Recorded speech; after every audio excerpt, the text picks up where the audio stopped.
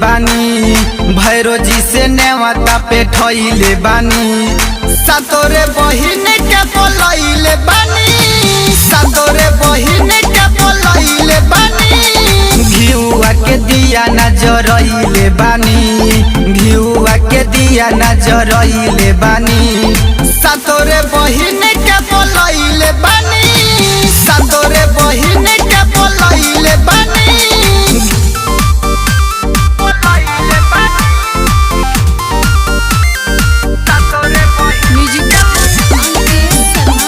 माँ Jagdamba recording studio Madhopur.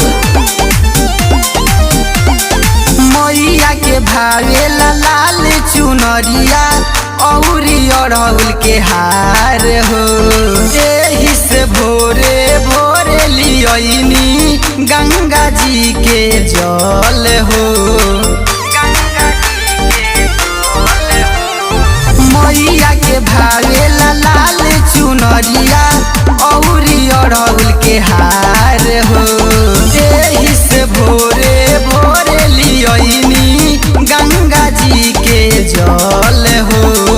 मीठा मीठा खीर हम बनवले बानी, मीठा मीठा खीर हम बनवले बानी, सातोरे बहिन के बोलइले बानी, सातोरे बहिन के बोलइले बानी।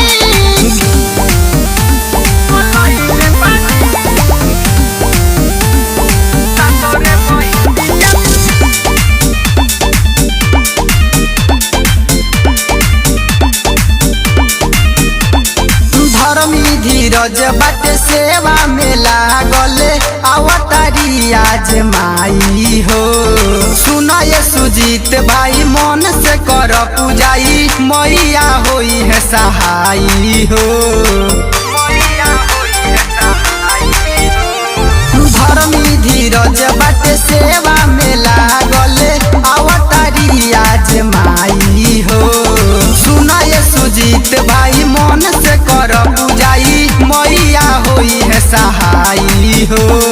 मनवा में आसरा लगवले बानी, मैया के आसन सजवले बानी, सातोरे बहिन के बोलइले बानी, सातोरे बहिन के बोलइले बानी। घिउआ के दिया न जरइले बानी, घिउआ के दिया न जरइले बानी, सातोरे बहिन के बोलइले बानी, सातोरे बहिन के बोलइले बानी। माँ जगदम्बा रिकॉर्डिंग स्टूडियो माधोपुर।